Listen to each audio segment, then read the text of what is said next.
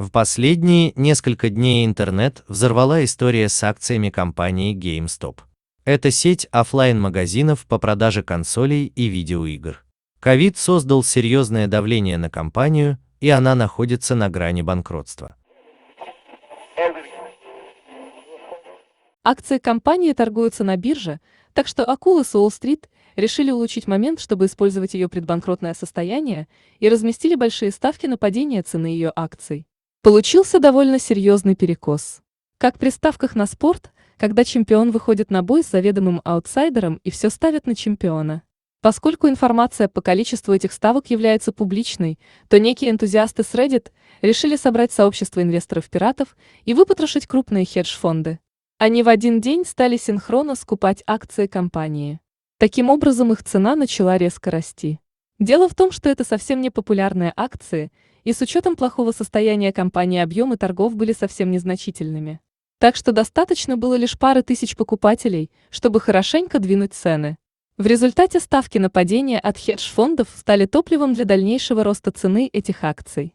Фонды решили как можно скорее выпрыгивать из них, а чтобы закрыть свои ставки, им необходимо было эти акции покупать.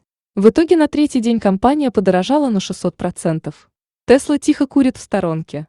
Илон Маск, к слову, упомянул эту историю в своем твиттере, чем еще больше подстегнул интерес к теме. На этом ребята не успокоились и пошли выносить фонды по прочим сильно приниженным акциям. На текущий момент уже около 10 акций выстрелили на 100-500% при общем снижении рынка. Какие из этого можно сделать выводы? Сейчас на рынке появилась свежая поговорка: кто контролирует мемы, тот контролирует рынок. Далеко не всегда цена акций компании является справедливой относительно реального положения дел в ее бизнесе. В итоге на первое место выходит не логика, а медийный ресурс. Очевидно, что в наше время, когда таксисты и официанты торгуют на фондовом рынке, лучшей монетизацией является пампинг мусорных акций. И все это можно подать под соусом красивой истории, как в этом случае, так чтобы комиссия по биржам и ценным бумагам не засадила вас в тюрячку. После гибели Силиконовой долины, как место притяжения талантов и денег, вся эта движуха плавно перетечет в онлайн. История с GameStop – отличная иллюстрация этого. Все больше людей понимает, что им не нужно ехать в место, где комната в общежитии стоит 120 тысяч рублей в месяц. Хорошие деловые связи и единомышленников можно находить в онлайне. Мы наблюдаем на финансовом рынке один из величайших пузырей за всю историю. Огромное количество крупных фондов ставят на падение.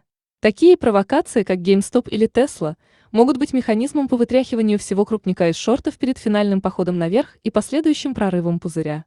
Но далеко не факт, что все это организуют рептилоиды или иллюминаты. На таком перегретом рынке действительно кучка энтузиастов вполне могла обмануть чуваков в пиджаках и галстуках. Поэтому важны навыки организации онлайн-сообществ в ближайшем будущем. Молодые республиканцы Нью-Йорка объявили протест под лозунгом «Захватить Уолл-стрит» в ответ на то, что брокеры прекратили торговлю на GameStop и других площадках.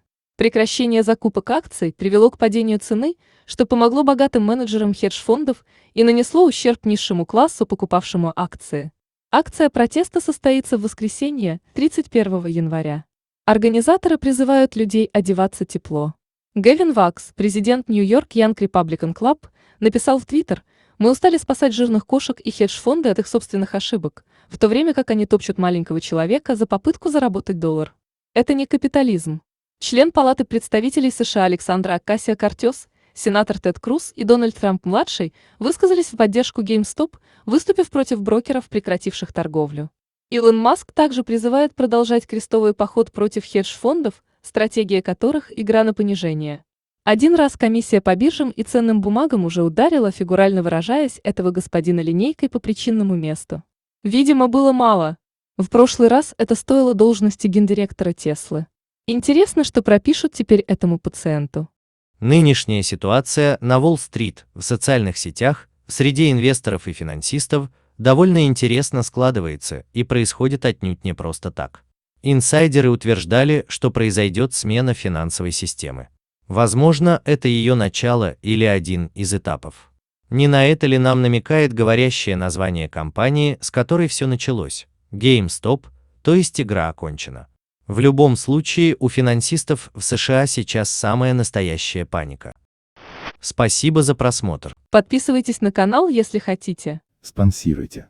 ставьте лайки. Или дизлайки. И обязательно комментируйте. С вами были роботы Яндекса. Ермин. Алена Филипп. и Оксана. А также вся команда делового мира.